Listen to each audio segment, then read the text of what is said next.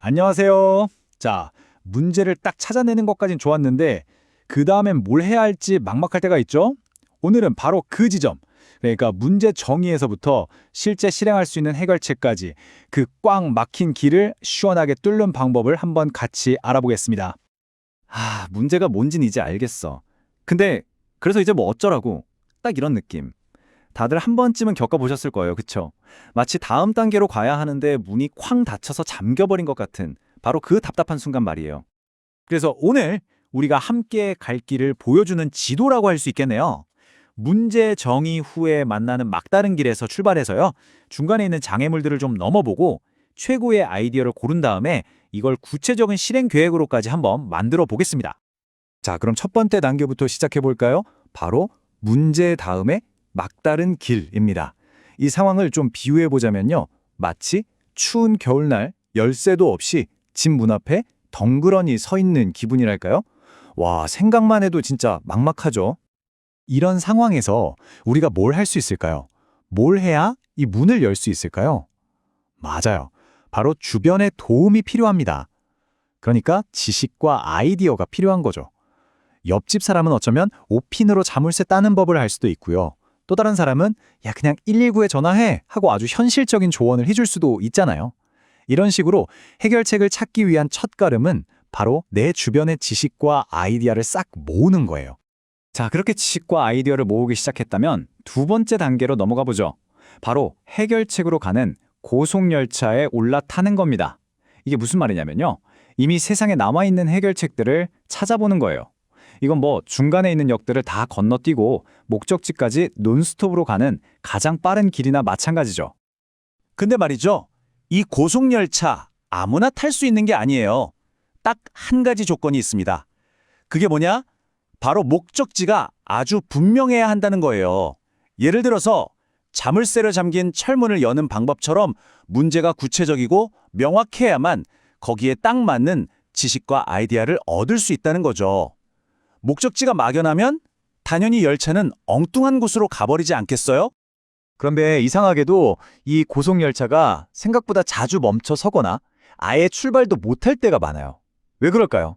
그건 바로 우리 아이디어가 뻗어나가는 길을 떡하니 가로막고 있는 세 가지 커다란 장애물 때문입니다. 우리가 잘 아는 그 브레인스토밍 있잖아요. 이걸 만든 알렉스 오스본이라는 사람이 바로 이 장애물들을 아주 깔끔하게 세 가지로 정리했습니다. 그게 뭐냐면 바로 인식의 장애, 문화의 장애, 그리고 감정의 장애입니다. 자, 첫 번째는 인식의 장애인데요. 이건 말 그대로 내 경험, 내 지식이라는 틀에 딱 갇혀버리는 거예요. 예를 들어볼까요? 자, 서울에서 부산까지 어떻게 가죠? 하고 물으면 사람들 대답이 거의 비슷해요. 비행기, 기차, 자동차. 그리고 거기서 딱 멈춰요. 왜냐? 우리가 늘 경험하고 알고 있던 가장 익숙한 방법들이니까요. 두 번째 장애물은 문화의 장애물입니다. 이건 뭐랄까? 회의 시간에는 조용히 있다가 순서대로 한 사람씩만 발언해야지 같은 눈에 보이지 않는 규칙 같은 거예요. 이런 분위기 있잖아요. 질서나 효율성을 너무 따지다 보니까 오히려 자유롭게 막 튀어나와야 할 아이디어들이 숨을 못 쉬는 거죠. 그리고 마지막 세 번째. 이건 정말 우리 마음속에 있는 장벽인데요. 바로 감정의 장애입니다. 내가 이런 엉뚱한 소리 하면 사람들이 비웃지 않을까? 이거 너무 바보 같은 생각 아니야? 이런 걱정들. 다른 사람의 비판이 두려워서 사실은 엄청난 잠재력을 가진 아이디어일 수도 있는데 입 밖으로 꺼내보지도 못하고 그냥 삼켜버리는 거예요. 자, 그럼 이 세 가지 장애물들, 우리 아이디어의 길을 막고 있는 이 바위들을 어떻게 치울 수 있을까요? 다행히 방법이 있습니다. 브레인스토밍을 만든 바로 그 사람, 오스본이 제시한 네 가지 원칙이 바로 그 해결책입니다. 이 원칙들을 보기 전에 제가 정말 재밌는, 아니 좀 충격적인 숫자 하나를 보여드릴게요. 우리가 흔히 말하는 대박 아이디어, 정말 쓸만한 아이디어 한두 개를 찾아내려면 과연 몇 개 정도의 아이디어가 필요하다고 생각하세요? 놀라지 마세요. 무려 100개가 넘는 아이디어가 필요하다고 합니다. 100개로! 바로 이 지점에서 첫 번째, 그리고 어쩌면 가장 중요한 원칙이 등장합니다. 그건 바로 질보다 양에 집중하라는 겁니다.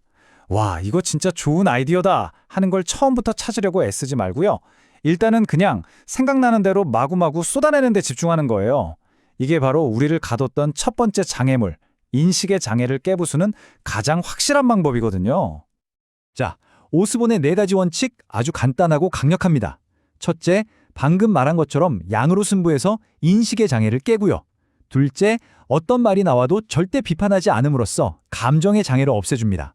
셋째, 아무리 엉뚱하고 이상한 아이디어라도 환영해서 딱딱한 문화의 장애를 허물어버리는 거죠. 그리고 마지막으로 다른 사람 아이디어에 내 아이디어를 더하고 또 더해서 시너지를 만들어내는 겁니다. 좋아요. 이제 이 원칙들 덕분에 우리 앞에는 100개가 넘는 아이디어들이 막 쌓여 있습니다. 자, 그럼 이제 뭘 해야 할까요? 맞습니다. 이제는 이 수많은 아이디어라는 원석들 속에서 진짜 보석을 골라내야죠. 바로 최고의 아이디어를 선택하는 단계입니다. 아니, 이렇게 많은 아이디어들을 대체 어떻게 다 정리하죠? 걱정 마세요. 아주 쉽고 강력한 도구가 하나 있습니다. 바로 이 표, 성과 보상 매트릭스라는 건데요. 복잡해 보이지만 원리는 진짜 간단해요. 가로축은 이거 지금 당장 할 수 있는 일인가? 즉, 실현 가능성이고요. 세로축은 그래서 이걸 하면 얼마나 효과가 좋을까? 즉, 효과성입니다. 이 2가지 질문만 가지고 모든 아이디어를 4칸 안에 착착 정리할 수 있는 거예요. 근데 여기서 진짜 중요한 게 하나 있어요. 바로 저기 2, 4분면에 있는 아이디어들입니다. 보세요. 효과는 엄청 높은데 지금 당장은 실현하기가 좀 어려운 것들이죠. 대부분 이런 아이디어들을 그냥 지금은 안 되네 하고 버리기 쉬운데요. 절대 그러면 안 됩니다. 이건 언젠가 빛을 볼 수 있는 우리 회사의 소중한 자산이 될 수도 있거든요. 그러니까 따로 잘 모아둬야 합니다. 자, 드디어 마지막 단계까지 왔습니다. 이제 우리가 고른 최고의 아이디어를 진짜 행동으로 옮겨야 할 시간이죠. 많은 사람들이 여기서 실수를 해요. 야, 좋은 아이디어 찾았다. 끝! 이게 아니라는 거죠. 그 멋진 아이디어가 그냥 벽에 걸린 구호, 그러니까 공허한 슬로건으로 끝나지 않게 하려면 아주 구체적인 실행 계획이 반드시 뒤따라와야 합니다. 바로 이 말이에요. 실질적인 행동으로 이어지지 않는 해결책은 그저 슬로건으로 남을 것이다. 정말 핵심을 찌르는 말 아닌가요? 우리가 원하는 건 그냥 멋진 슬로건이 아니잖아요. 진짜 변화를 만들어내는 거죠. 예를 한번 들어볼게요. 회의 끝에 우리 회사 카풀을 활성화하자라는 아주 좋은 아이디어가 채택됐어요. 근데 거기서 딱 멈추면 아마 1년 뒤에도 아무것도 바뀌지 않을 거예요.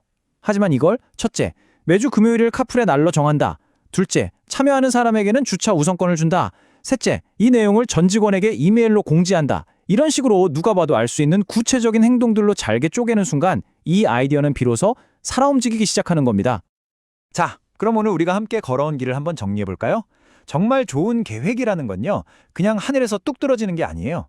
명확한 문제에서 출발해서 수많은 아이디어를 쏟아내고 그중에서 최고의 것을 고르고 마침내 그걸 구체적인 행동으로 옮기는 것까지, 이 모든 게 하나의 과정이라는 겁니다.